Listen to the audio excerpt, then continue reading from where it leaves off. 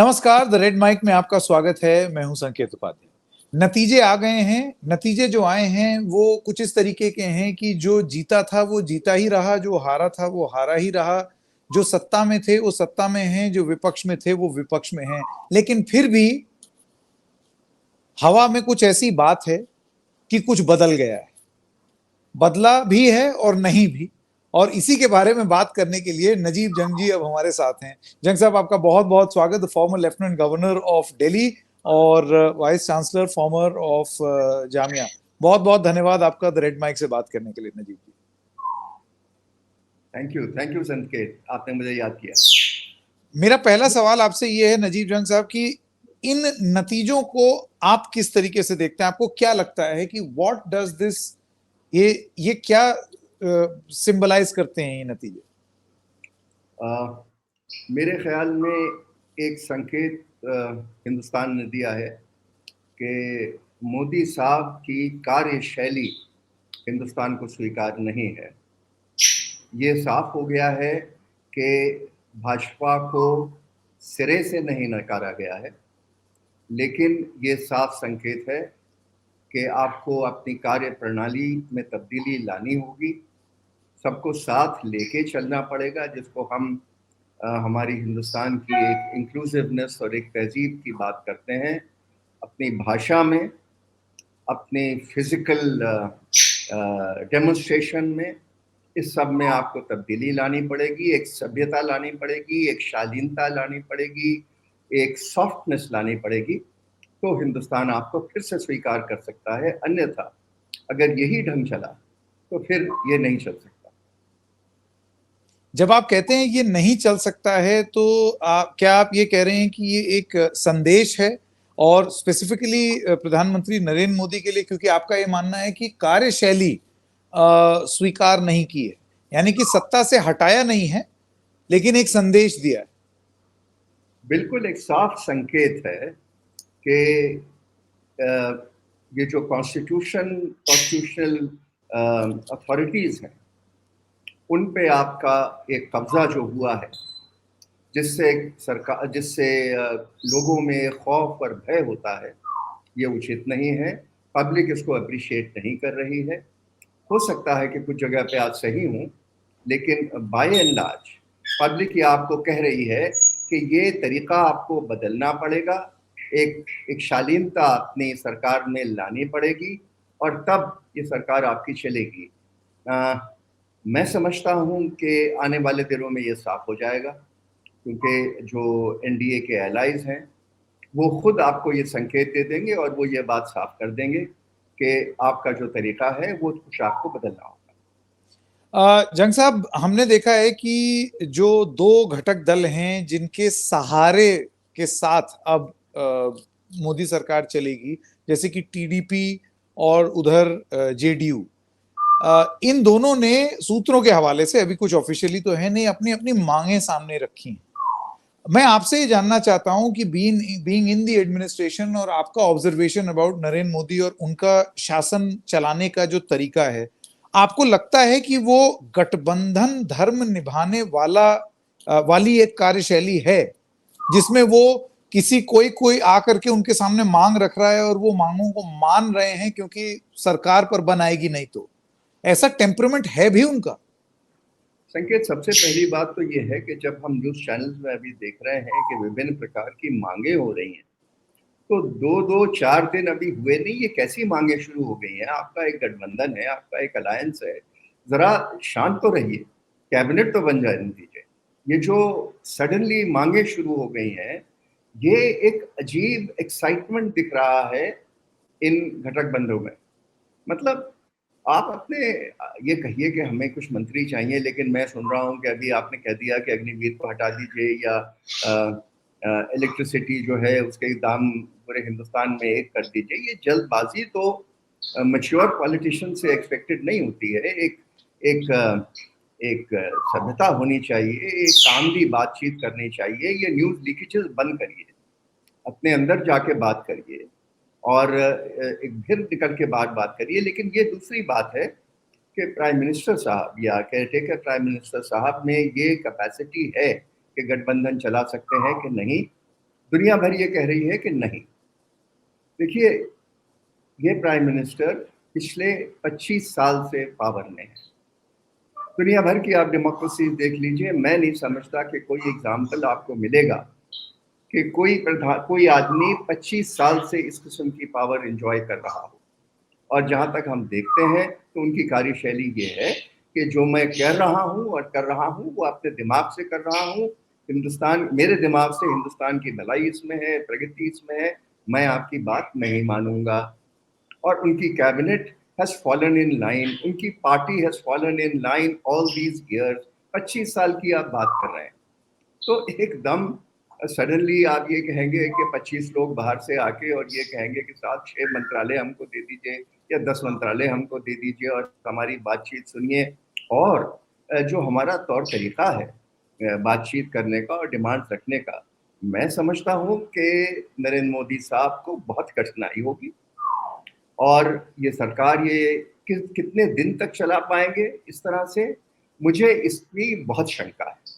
मैं नहीं समझता। जब आप कहते हैं मुझे शंका है, तो आप किस तरफ इशारा कर रहे हैं? आपको ये लग रहा है कि नरेंद्र मोदी ये भी कह सकते हैं कि जाओ मैं नहीं चलाता, हो जाए चुनाव तो हो जाए दोबारा? इस वक्त मैं नहीं समझता कि वो ये रिस्क लेंगे। उनको ये भी मालूम है कि उन पे आंखें टिकी हुई हैं ऑपोजिशन की। उनको ये भी मालूम है कि उनकी तरफ से ज्यादतियां हुई हैं लोगों पे, तो वो इस वक्त ऑपोजिशन में बैठना नहीं पसंद करेंगे।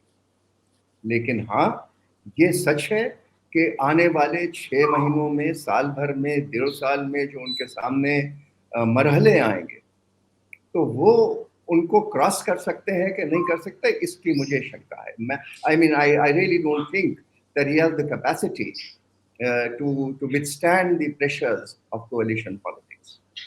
उनके पास आप ये कह रहे हैं कि कैपेसिटी नहीं है, इसका मतलब वो अपने आप को विफल पाएंगे कोalition या गठबंधन धर्म निभाने में, क्योंकि वो उनका कैरेक्टर ही नहीं है, हर एक या आदमी कमजोर पाएंगे? हर एक आदमी की एक अपनी पर्सनैलिटी होती है, उसकी स्ट्रेंथ्स होती हैं और उसकी कमजोरियां होती हैं। जहां तक मैं प्राइम मिनिस्टर साहब को समझा हूं, मैं नहीं समझता कि आज की तारीख में उनमें कैपेसिटी है कि इन लोगों को वो बहुत दूर तक झेल।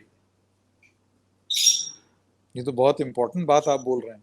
और अगर वो बहुत दूर तक नहीं झेलेंगे तो ऐसे में दो ही चीजें हो सकती हैं, या तो ये घटक दल जो हैं वो इंडिया गठबंधन के साथ जुड़ करके और फिर एक खिचड़ी सरकार इंडिया गठबंधन कोशिश करे बनाने की, या फिर मिड टर्म इलेक्शन हो इस देश में। अब इसको लेकर के नजीब जंग साहब, कुछ पॉलिटिकल एनालिस्ट जिनसे बात हुई, उनका ये कहना था कि ये भी एक रिस्क है जो कि नरेंद्र मोदी नहीं ले सकते हैं कि मिड टर्म इलेक्शन में। वो इसलिए क्योंकि उनका ये मानना था, बहुत सारे ऐसे लोग थे जो कि ये मान बैठे थे कि आएगा तो मोदी ही, और इस वजह से या तो उन्होंने वोट नहीं दिया या फिर उन्होंने बीजेपी को वोट दे दिया।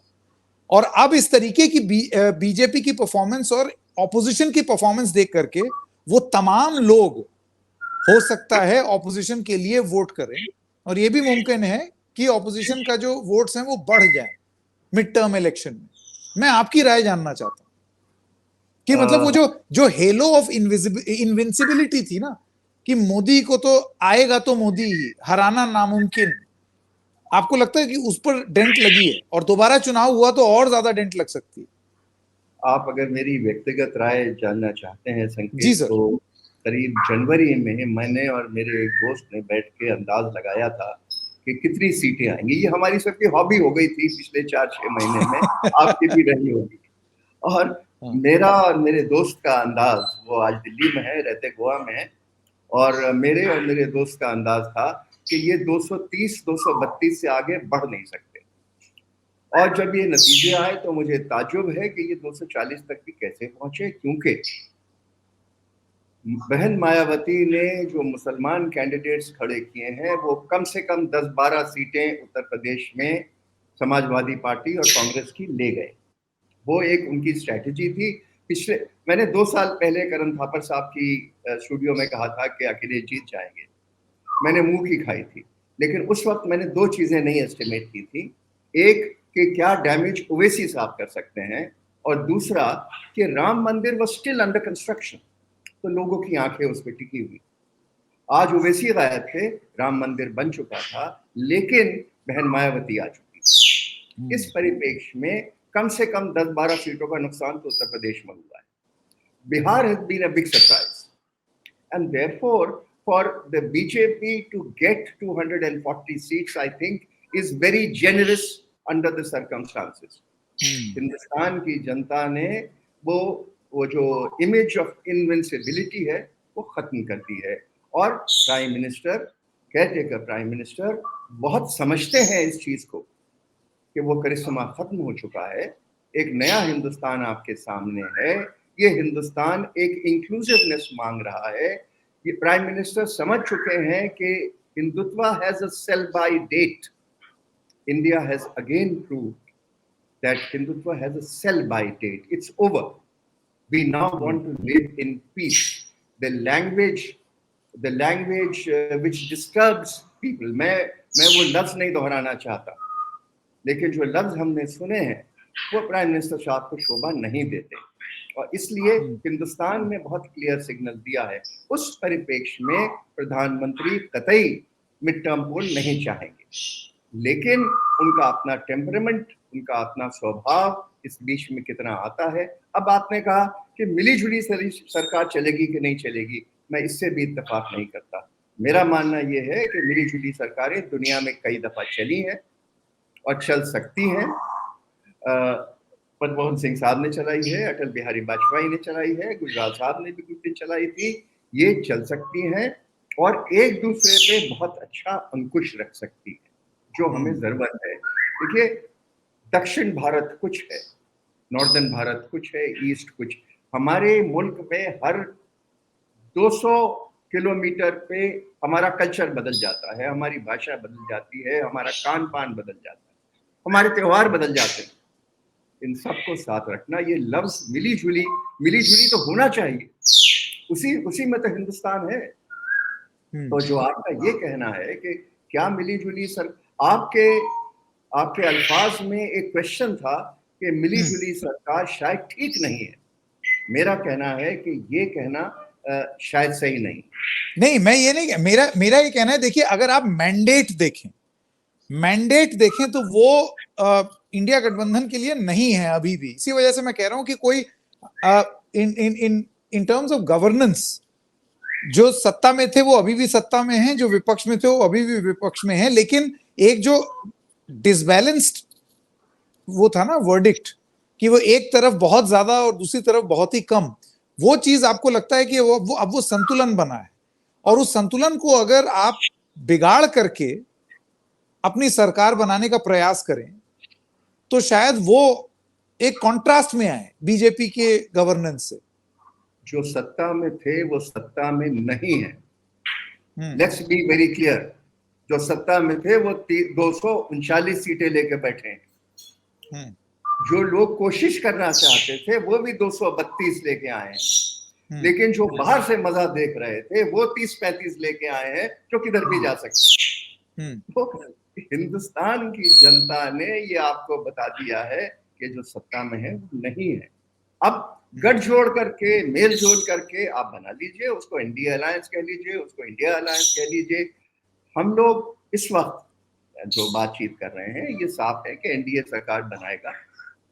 लेकिन जो 2 दिन से बातचीत चल रही है, मेरा ऑब्जेक्शन उसमें है कि ये हम जल्दबाजी कर रहे हैं. ये सीनियर पॉलिटिशियंस हैं, इनको बंद कमरे में बैठ के आराम से, इत्मीनान से अपनी शर्तें रखनी चाहिए, बातचीत करनी चाहिए और ये निर्णय लेना चाहिए कि हिंदुस्तान को चलाने के लिए हमें अगले 2 साल 2.5 साल का वक्फा लगेगा. और अगर फिर हमारी नहीं बनेगी तो भाई गुड बाय, फिर देखेंगे क्या होता. नजीब साहब, इसी के साथ साथ आपको ये भी लगता है कि विपक्ष में भी जो एक ना जीत के भी एक जीत का एहसास या एक खुशी की एक लहर जो देखने को मिल रही है, do you think that is also premature, या फिर वो क्योंकि इतना पिट गए या इतना पीटे गए जनमत के नाम पर कि अब जो भी आया है वो it is a cause for celebration? आपने 10 साल इतनी मार मारी है, थोड़ा सा तो रिएक्शन होगा. ये 10 साल की पिटाई का नतीजा है जो ये बढ़िया आप देख रहे हैं. लेकिन हाँ, मैं आपकी बात से बिल्कुल सहमत हूँ कि this is not an occasion to gloat. this is not an occasion to overreact to this circumstance, but for the opposition also to sit down and think clearly कि हमारे सामने आगे का रास्ता क्या है, हम ऑपोजिशन में बैठ के क्या कर सकते हैं, क्योंकि गवर्नमेंट में आज की तारीख में इतने स्केलेटन हैं कि इनको एक्सपोज करिए, इत्मीनान से करिए, आपके पास समय है, और तब जनता कहेगी कि हाँ आपने कुछ अच्छा काम किया है, आपको इलेक्ट करने के लायक है। इस वक्त ये हम बात मानते हैं कि जो काम ऑपोजिशन ने किया है, जो मेहनत राहुल गांधी ने की है पिछले 8 महीने में, वो मैंने फिजिकल मेहनत कभी नहीं देखी। आप तो संकेत जवान है और मुझसे मेरे ख्याल 30, 35, 40 साल आपकी उम्र कम है। मैं कहता हूँ आप भी वो भारत जोड़ो यात्रा की 4000 किलोमीटर नहीं चल सकते। ये जो फिजिकल मेहनत उन्होंने की है, ये हिंदुस्तान की आंखें उन्होंने खोली है, और जो उन्होंने मेलजोल की बात की है, जो अपना दिल खोल के आपके सामने रखा है, जो मोहब्बत की बात की है, ये हिंदुस्तान सुनना चाहता है। ये हम लोग जो हैं, ये बड़े नरम दिल के लोग हैं। We sell our heart to people who speak our language. Rahul Gandhi का दिल था कि वो हौसला था कि वो मणिपुर गए।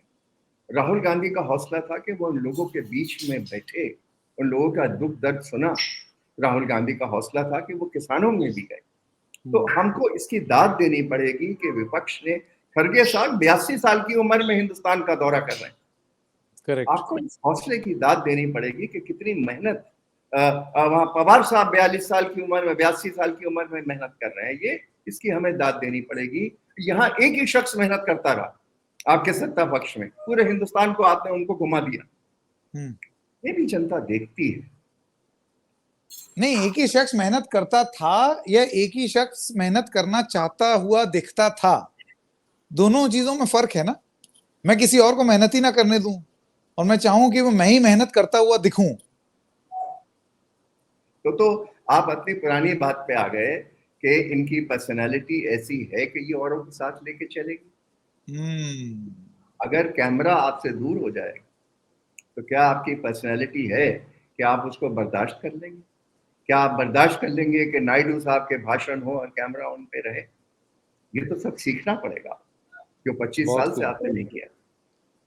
बहुत कुछ सीखना पड़ेगा और बहुत कुछ हम लोग भी, जैसे वो कहा जाता है ना, हम देखेंगे, हम लोग सब बैठ करके देखेंगे। मेरा ख्याल तो राहुल गांधी साहब को, इकबाल साहब को याद करना चाहिए कि कोई बात है कि हस्ती मिटती नहीं हमारी, सदियों रहा है दुश्मन दौरे ज़मा हमारा। आपने पप्पू बना दिया, आपने जोकर बना दिया, आपने क्या क्या मजाक नहीं किया। आपने लाखों रुपए खर्च कर दिए उनको बेवकूफ बनाने में। उन्होंने ये साबित कर दिया कि एक जेन्युइननेस है, एक मेहनत का नतीजा निकलता है। जी, नजीब जंग साहब, बहुत बहुत धन्यवाद हमें समय देने के लिए। Thank you very much sir. नमस्कार।